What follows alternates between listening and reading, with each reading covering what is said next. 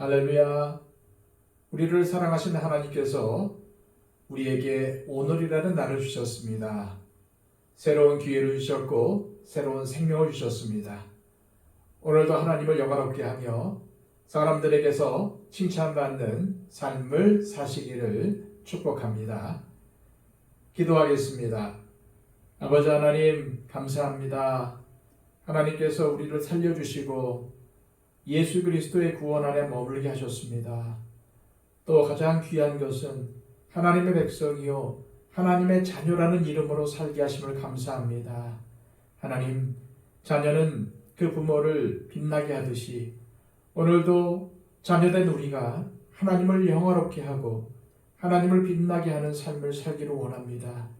우리의 삶을 통해서 우리 주변에 있는 사람들이 하나님을 보게 하시고 또 우리의 착한 행실을 통해서 많은 사람들이 하나님께 영광 돌리게 하여 주시옵소서. 하나님, 오늘은 말씀 위에 서서 바른 삶을 살게 하여 주시고 또한 하나님의 말씀에 순종하는 삶을 살아 하나님께 기쁨을 드리는 하나님의 복된 자녀가 되게 하여 주시옵소서. 예수 그리스도의 이름으로 기도하옵나이다. 아멘. 다 함께 찬송가 445장 찬양 드립니다.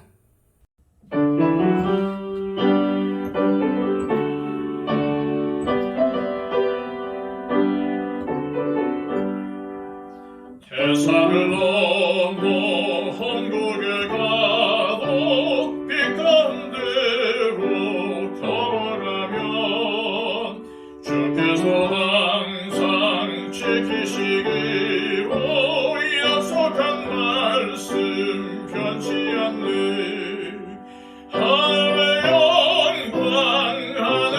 영광 나의 맘속에 차고도 넘쳐 할렐루야를 힘차게 불러 영원히 주를 찬양하리.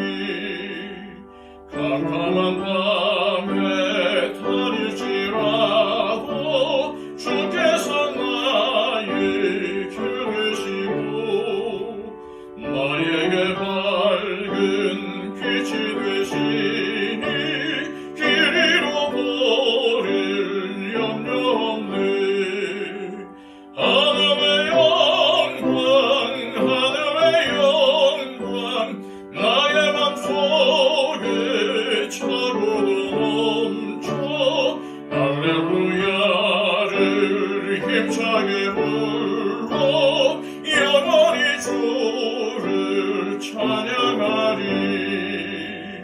광명한 그빈 마음에 받아 찬란한 천국 바라보고 할렐루야를 힘차게 불러 날마다 빛에 걸어가리. 하늘의 영광 나의 맘속에 차고도 넘쳐 할렐루야를 힘차게 불러 영원히 주를 찬양하리. 이 시간 우리에게 주시는 하나님의 말씀은 구약성경 잠언 3장 13절에서 18절까지의 말씀입니다. 구약성경 913쪽입니다. 지혜를 얻은 자와 명철을 얻은 자는 복이 있나니 이는 지혜를 얻는 것이 은을 얻는 것보다 낫고 그 이익이 정금보다 나음이니라. 지혜는 진주보다 귀하니 네가 사모하는 모든 것으로도 이에 비교할 수 없도다. 그의 오른손에는 장수가 있고 그의 왼손에는 부귀가 있나니 그 길은 즐거운 길이요 그의 지름길은 다 평강이니라. 지혜는 그 얻은 자에게 생명나무라. 지혜를 가진 자는 복되도다. 아멘. 오늘 말씀을 통해서 솔로몬은 지혜의 가치를 밝히며 찬양하고 있습니다. 다시 말해서 지혜를 높이며 찬양합니다. 특히 오늘 본문은 크게 두 부분으로 나누어지는데 먼저 13절에서 15절까지의 말씀에서 솔로몬은 지혜의 가치가 얼마나 크고 높은지를 밝히면서 노래합니다. 즉 지혜는 세상의 그 어떠한 금은 보아도 비교할 수 없는 최고의 가치를 가졌다는 것입니다. 솔로몬은 이어지는 16절에서 18절까지의 말씀에서는 지혜가 가져다주는 복락들을 소개하며 찬양하고 있습니다. 그리고 여러 가지 복들 가운데서 지혜가 주는 가장 최고의 복은 생명나무를 얻게 한 것이라고 노래합니다. 여기서 생명나무는 창세기 2장에 처음 등장합니다. 하나님께서 인간에게 주어 먹게 하신 나무 중에 생명나무가 있었는데 이 생명나무는 에덴 동산 중앙에 있었습니다. 그러나 이 나무는 인간의 범죄와 함께 상실된 나무입니다. 하나님께서는 죄를 지은 인간이 더 이상 생명나무의 열매를 먹지 못하도록 두루 도는 불칼을 두어서 인간들의 접근을 막으셨습니다. 그로 인해 인간들에게는 죽음이 징벌로 주어지게 된 것입니다. 그런데 이 생명나무는 요한계시록 22장 2절에 다시 등장합니다. 이 나무는 새 예루살렘 성 생명수 강가 양쪽에 있습니다. 생명나무라는 이름에서 알 수 있듯이 이 나무는 영생을 의미합니다. 아담과 하와가 범죄하자 하나님께서는 죄인인 인간이 이 생명나무의 열매를 맺고 영생할까봐 불칼을 둘러 먹지 못하게 막으셨습니다. 그러나 예수 그리스도를 통하여 죄를 씻고 거듭난 인간은 이 생명나무의 열매를 다시 먹을 수 있게 되는 것입니다.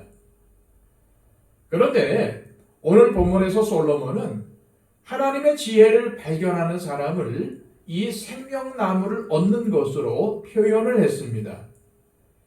지혜가 그 정도로 가치 있는 것임을 강조하는 표현이 아닐 수 없습니다. 영생과 비교될 정도로 가치 있다는 것입니다. 저를 비롯해서 대부분의 인간은 재물, 곧 돈에 대한 애착이 강합니다. 보물, 명품에 대한 애착이 강합니다. 인간은 그것들을 얻기 위해서 어떠한 비싼 대가도 지불할 뿐만 아니라 때로는 위험조차 무릅쓰기도 합니다. 그러나 그것들이 아무리 값비싸고 세상에 하나밖에 없는 귀한 것이라 할지라도 인간에게 장수와 마음의 행복까지는 보장하지 못합니다. 그런데 지혜는 세상에서 값비싸고 귀하다고 하는 것들이 주지 못하는 것까지도 가져다 줍니다. 그래서 지혜는 세상에 있는 그 어떠한 것들과도 비교할 수 없는 값진 것입니다. 왜 그렇습니까? 지혜는 부귀와 장수는 물론이고 마음의 행복과 평안과 무엇보다도 생명까지도 보장하기 때문입니다. 솔로몬은 이것을 자기 아들들과 후손들에게 알려주며 노래하고 있습니다. 이 지혜를 찬양하는 노래를 통해서 사람이 인생에서 진정으로 추구해야 하는 것이 무엇인지를 가르치고 진정한 복이 무엇인지를 알려주는 것입니다.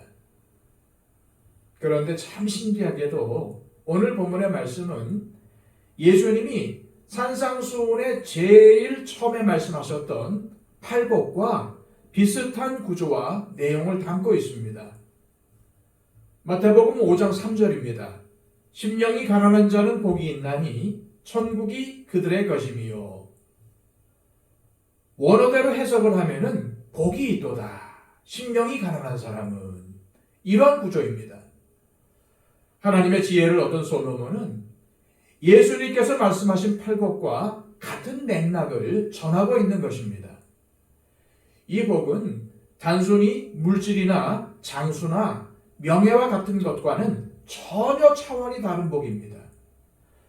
솔로몬이 잠언의 말씀을 기록할 당시에 사람들이 귀하게 여겼던 것이 바로 은과 금, 진주 이러한 것들이니까 그것들에 견주어서 지혜를 얻는 자가 받을 복을 표현을 했는데, 오늘 본문 14절, 15절 말씀을 메시지 성경은 이렇게 번역을 했습니다. 지혜는 은행에 저축한 돈보다 훨씬 값지고 지혜와 맺은 우정은 고액 연봉보다 낫다. 지혜의 가치는 온갖 화려한 장신구보다 낫고 네가 바라는 그 어떠한 것보다 귀하다. 메시지 성경은 오늘날의 상황에 맞게 잘 번역한 것 같습니다. 그렇습니다. 하나님을 알고 하나님의 자녀가 되어 구원의 길을 가며 영생을 얻고 누리는 것은 세상 사람들이 잡으려고 눈에 불을 켜는 돈과 명품, 권력 등 그 어떠한 것들보다도 귀한 것입니다.